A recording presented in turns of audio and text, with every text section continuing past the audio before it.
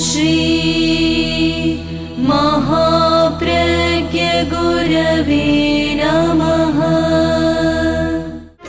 जिसके सांसों में रहता है शाश्वत शांति का स्पंदन, उस महाप्रज्ञ को वंदन, उस महाप्रज्ञ को वंदन। सत्य अहिंसा अनेकांत को अर्पित जिसका तन मन, उस महाप्रज्ञ को वंदन, उस महाप्रज्ञ को वंदन। जिसके सांसों में रहता है शाश्वत शांति का स्पंदन, उस महाप्रज्ञ को वंदन, उस महाप्रज्ञ को वंदन।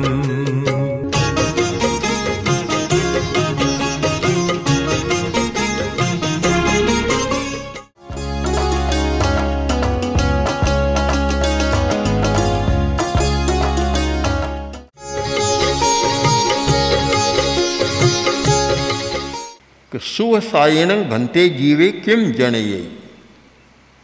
भन्ते, जो व्यक्ति सुख की आकांक्षा को त्याग देता है, सुख की स्पृहा नहीं, सुख आ जाए तो आ जाए, यानी सुविधा मिले तो मिल जाए, किंतु मन में कोई आकांक्षा नहीं रहती, स्पृहा नहीं रहती, और हमेशा सुखैषी नहीं होता, सुख की खोज करने वाला नहीं होता, हर समय का मुझे सुख मिले, सुख मिले, इस खोज में नहीं रहता, सुख की स्पृहा को त्याग देता है। उसका लाभ क्या?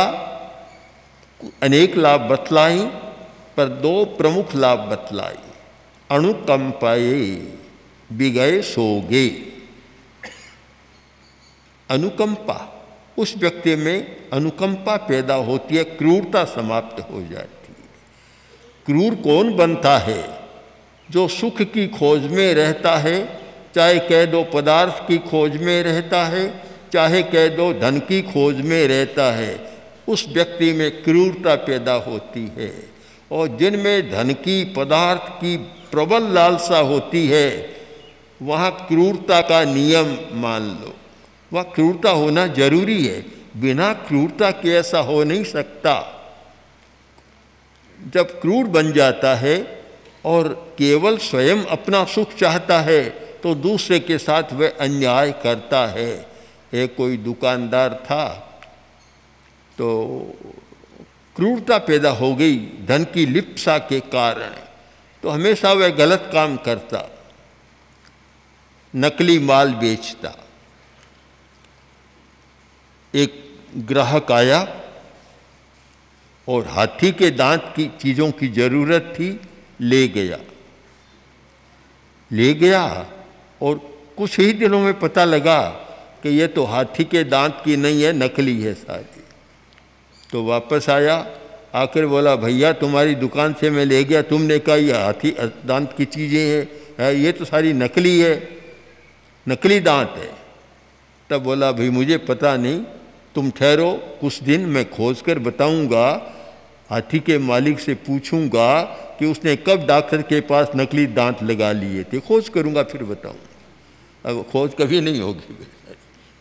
तो हाथी ने नकली दांत, आदमी तो लगाते हैं नकली दांत, और हाथी ने भी नकली दांत किस विशेषज्ञ के पास लगवाई, कौन विशेषज्ञ था जिसने ये नकली दांत लगा दिए।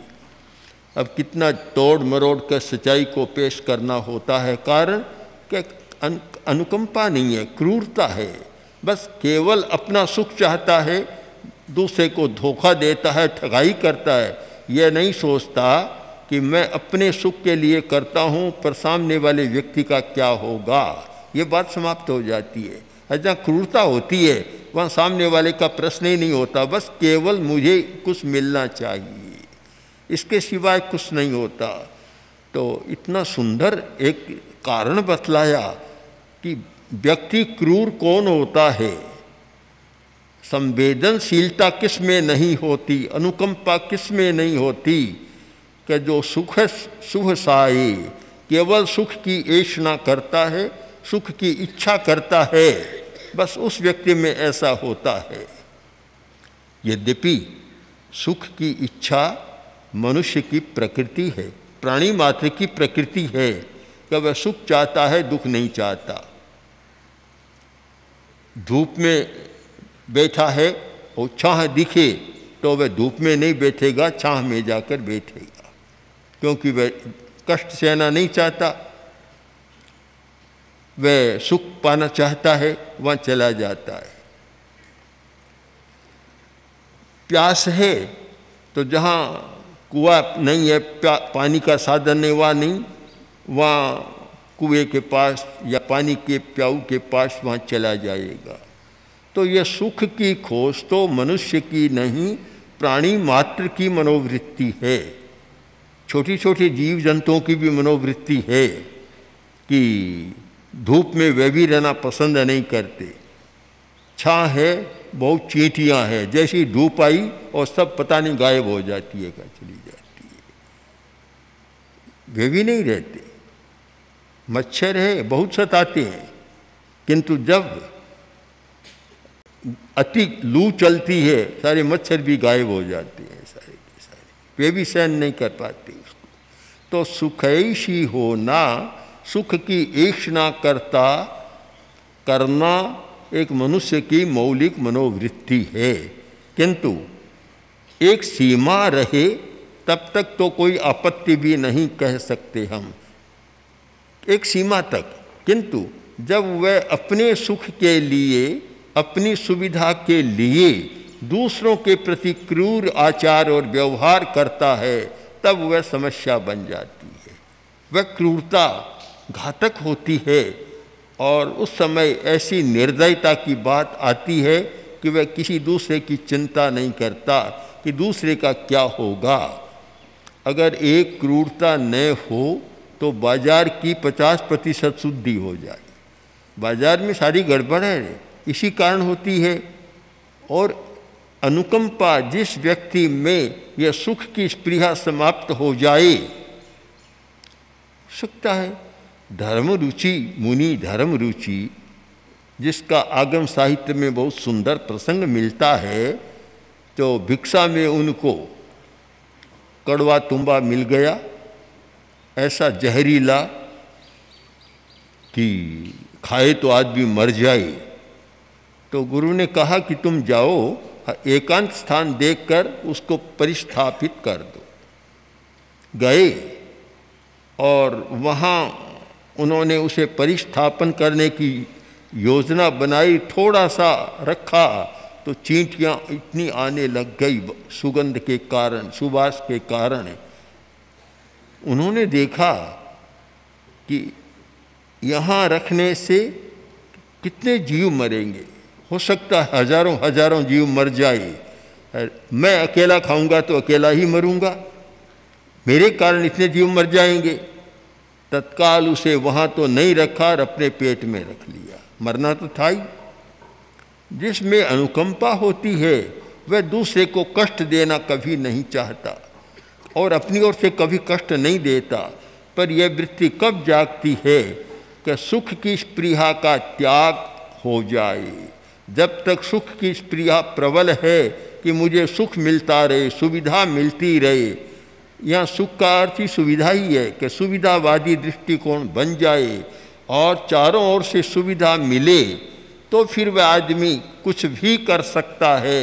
क्रूर व्यवहार करने में संकोच नहीं होता, दूसरे का अनिष्ट हो उसमें भी संकोच नहीं होता, दूसरे का कितना ही नुकसान हो उसमें संकोच नहीं होता। अनुकंपा जब आती है तब ऐसा व्यवहार नहीं हो सकता। बीदासर के एक श्रावक, जैन श्रावक, तेरापंथ के पक्के श्रावक, पुत्र का वियोग हो गया। पुत्र छोटी अवस्था में युवक था, चला गया। अब खोज की कि ऐसा क्यों हुआ, किस कारण हुआ। खोज करते करते एक व्यक्ति आया और उसने कहा, सेठ साहब आपके हाथ में जो अंगूठी है हीरे की, यह हीरा अशुभ है और यह जहाँ रहेगा वहाँ पुत्र वियोग कराएगा। यह घोड़ार हीरा यानी जवाहरात के कुछ ऐसे होते हैं, कि अच्छे लक्षण वाले आए तो निहाल कर देते हैं और खराब लक्षण वाले आए तो घर को समाप्त भी कर देते हैं। अंगूठी अच्छी नहीं है और इसी कारण आपको ये पुत्र का वियोग झेलना पड़ रहा। अब क्या करें कि आप इस अंगूठी को बेच दें। सुन लिया, नहीं बेचा। दूसरे लोगों ने कहा, जो उनके परिवार के या साथी मित्र लोग थे, कि सेठ साहब इस अंगूठी को बेच दो। अब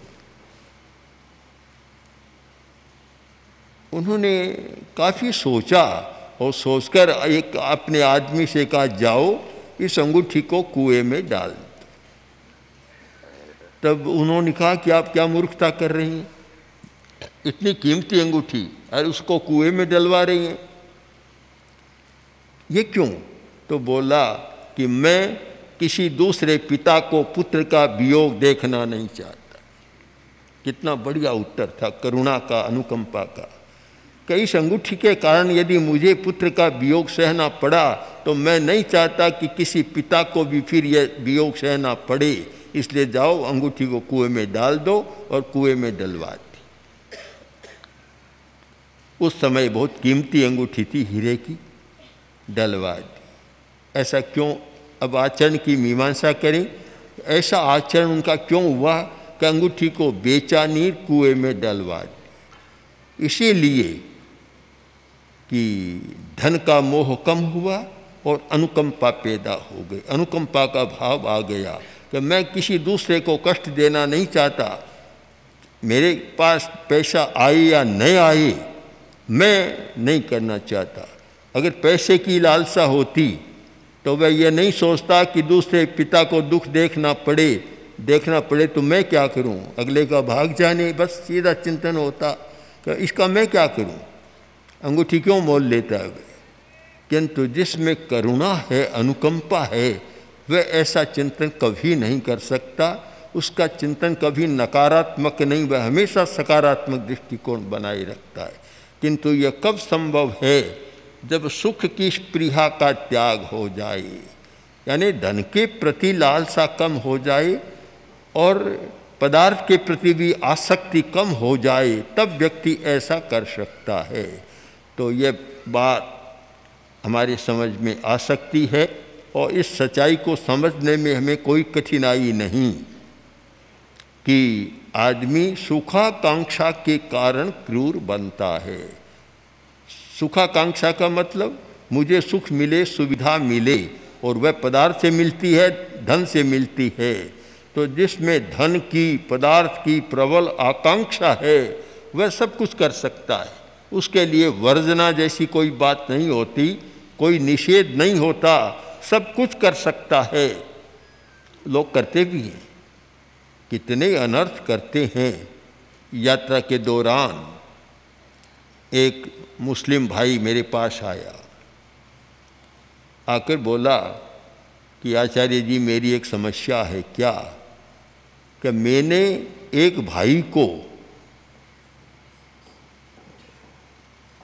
अपना सहभागी बनाया, वह साधारण स्थिति में था पर मेरा दोस्त जैसा था। मैंने सहभागी बनाया कि उसका भी कुछ कल्याण हो जाए और स्थिति सुधर जाए। काम करता रहा और मैं भी इतना भरोसा करता रहा कि उसके भरोसे काम को छोड़ दिया।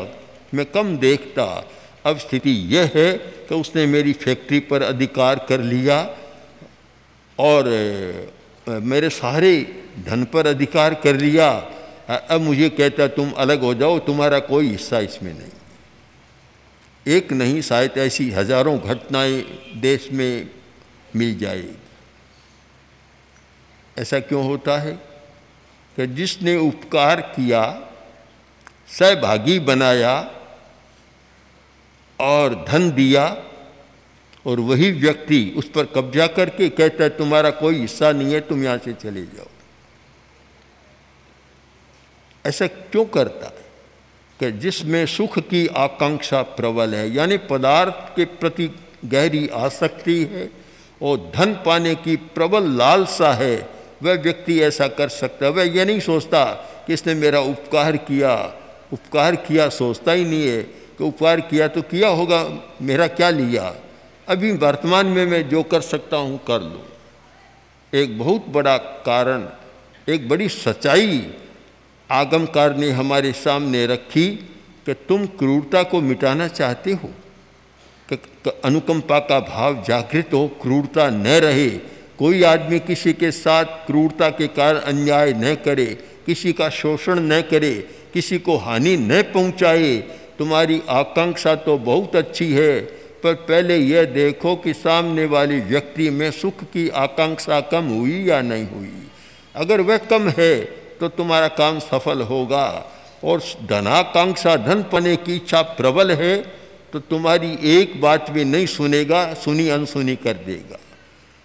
तो हमें सबसे पहले इस बात पर ध्यान देना चाहिए कि व्यक्ति में सुख की आसक्ति न बढ़े, पदार्थ की आसक्ति और मोह न बढ़े। इस पर उसका प्रशिक्षण होना चाहिए कि वह कैसे कम हो।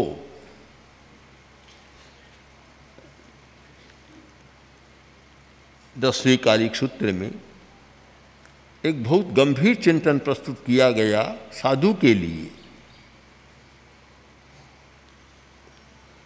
वैसे श्रमण की सद्गति नहीं होती, वैसे साधु की सद्गति नहीं होती। लोग तो सोचते हैं साधु बन गया और सद्गति हो जाएगी, वह स्वयं भी सोचता है कि मैं साधु बन गया और सद्गति तो होगी, पर ऐसा झूठा मत नहीं बनाना चाहिए। सुवसायगस्य समणस्य साया उलगस्य निगाम साइस्य उच्छोलना पहो इससे दुल्हा सुगई तारी सगस्य। ऐसा साधु है, हमेशा सुख की आकांक्षा करता है, सुख की आकांक्षा कि बस सुविधा कहाँ मिले, आराम मिलता रहे, शरीर को जरा भी कष्ट न हो। आगम का वाक्य है कि उसकी सद्गति नहीं हो सकती। वह तो आचार का भ्रंश करेगा, आचार के विपरीत आचरण करेगा, क्योंकि जहाँ सुख मिले वह काम करेगा। कष्ट सहना बिल्कुल नहीं चाहता है। जिस व्यक्ति में कष्ट झेलने की क्षमता नहीं होती वह कभी भिक्षु नहीं बन सकता। भिक्षु भिक्षु बने, कैसे बने कि इतना कष्ट झेलने की क्षमता थी कि न सर्दी की परवाह, न गर्मी की परवाह, न और किसी बात की परवाह, निरंतर कष्टों का सामना किया तो भिक्षु सचमुच भिक्षु बन गए, नहीं तो नहीं बन सकते। जिनके मन में एकमात्र अध्यात्म था, कोई सुख दुख की बात बिल्कुल उनको नहीं छूती थी। पाली का प्रसंग है, चौमासा करना, एक दुकान में रहना, मुश्किल से स्थान मिला, स्थान भी नहीं मिलता, स्थान भी ऐसा मिलता कि विचित्र बात है कि दुकान चलती, आधे में दुकान चलती, आधे में उनका प्रवास होता। आज तो हमारे मुनि जी ऐसे हैं कि थोड़ा भी हल्ला हो कि हल्ला हो रहा है, यहाँ काम नहीं होगा। उन्होंने तो सारा जीवन जिया इस प्रकार, आधे में वर आधे में वे। तो एक दुकान मिली, दुकान मुश्किल से तो मिली, और किसी ने बहन को भरमा दिया। वह भ्रम में आ गई और आकर बोली कि मेरी दुकान खाली करो। उन्होंने कहा कि तुमने कहा चौमासे तक रह सकते हो, हमने चतुर्मास का कर दिया, तुम खाली करा रही होगा, कुछ भी हो खाली करना है। ठीक है, अगर तुम्हारी आज्ञा नहीं है तो हम रह नहीं सकते, बिना आज्ञा रहे तो वह चोरी हो जाती है साधु के लिए, हम रह नहीं सकते। दुकान को खाली कर दिया और कोई स्थान खोजा, कुछ मिल गया, रह गया। वर्षा हुई और दुकान गिर गई। आचार्य भिक्षु ने कहा देखो बहन कितनी समझदार थी, तो अगर हम वहाँ होते, दुकान गिरती तो संभव है कुछ न कुछ कहीं किसी के चोट तो लगती, कुछ होता, पर पहले से ही उसने कितना अच्छा काम कर दिया कि दुकान खाली करा ली और हम सुरक्षित रह गए। कष्टों को झेलते गए, सकारात्मक दृष्टिकोण बना रहा, हर बात में सकारात्मक दृष्टिकोण, ये खोजना है कि कभी उनमें नकारात्मक दृष्टिकोण आया या नहीं आया, ये खोज का विषय है। ये नहीं है कि सकारात्मक दृष्टिकोण आया या नहीं, वह तो शाश्वत जैसा बन गया था। नकारात्मक की बात कोई खोजे कि अमुक समय में उनमें नकारात्मक बात भी आई थी, तो साधुवाद देना चाहिए कि अच्छी खोज की है तुम। तो कष्ट सहिष्णुता थी है, जिसमें कष्ट सहिष्णुता है उस श्रमण की सद्गति होती है। साधुपन लेकर कोई ये न मान ले कि भाई साधु बन गया और पट्टा लिखा लिया, यहाँ पट्टा होता ही नहीं है। अब तो जागीरदारी समाप्त है, पट्टे की बात ही नहीं है, ये कोई माने नहीं। जो सुख की आकांक्षा को छोड़ता है, सुविधावाद को छोड़ता है, तभी होता है। आचार्य तुलसी भी इसके प्रति बड़े चिंतित रहते थे कि साधु संस्था में सुविधावाद न पनपे। उन्होंने लिखा भी, सावधान बार बार करते रहे कि खबरदार सुविधावाद पनप न पाए। खबरदार, सावधान रहना कि कहीं भी सुविधावाद न आ जाए।